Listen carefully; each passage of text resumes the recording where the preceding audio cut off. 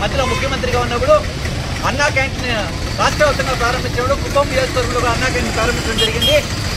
ఆ తర్వాత వచ్చిన వైఎస్ఆర్ ప్రభుత్వం వచ్చిన తర్వాత అన్నా క్యాంటీన్లన్నీ మూసివేసి పేదవానికి దొరికే అన్నాన్ని కూడా దూరం చేసిన ఘనత జగన్మోహన్ రెడ్డి గారిది.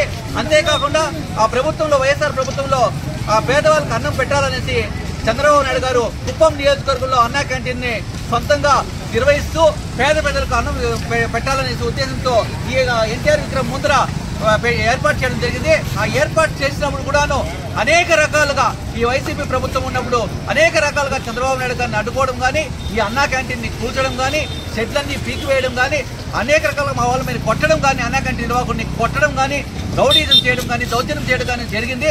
అయినా కూడా ఎన్ని ఇబ్బందులు పెట్టినా, ఎన్ని కష్టాలు, ఎన్ని ప్రాబ్లమ్స్ ఎదిరించినా కూడా ఎక్కడగా వెనకడుగు వేయకుండా తెలుగుదేశం పార్టీకి సంబంధించిన నాయకులు కానీ, ప్రజలు కానీ సహకారంతో చంద్రబాబు నాయుడు గారి సూచన మేరకు అన్నా క్యాంటీన్ నిర్విరామంగా కొనసాగిస్తున్నాం.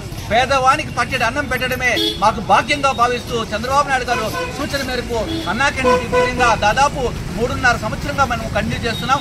అయినా కూడా ఈ వైసీపీ ప్రభుత్వం వాళ్ళు రౌడీజంతో ఎన్ని రకాల ఇబ్బంది పెట్టినా కూడా చేశాం. మరలా కూడా ఇప్పుడు ప్రభుత్వం వచ్చిన తర్వాత చంద్రబాబు గారు సీఎం అయిన వెంటనే అన్నా క్యాంటీన్ పైన సంతకం పెట్టడం చాలా సంతోషం. రాష్ట్ర వ్యాప్తంగా పేద ప్రజలకు అన్నం పెట్టాలా అనే ఉద్దేశంతో మొదటి సంతకాల్లో చంద్రబాబు అన్నా క్యాంటీన్ మీద సంతకం పెట్టడం జరిగింది. ఈ కొత్తగా అన్నా క్యాంటీన్ గతంలో ఓపెన్ చేసినటువంటి అన్నా క్యాంటీన్ ని మరలా మరమ్మతులంతా చేసి ఆగస్టు 15 నాడు ప్రారంభించడం జరుగుతోంది. బ్రహ్మాండమైనటువంటి భోజన సౌకర్యం కానీ 3 పూట్ల కూడా భోజనం పెట్టే విధంగా కూడా కార్యక్రమాన్ని నిర్వహిస్తున్నాం. కుప్పం నియోజకవర్గంలో ఇంత మంచి కార్యక్రమం చేస్తున్నందుకు ప్రజలందరూ కూడా అర్థిస్తున్నారు.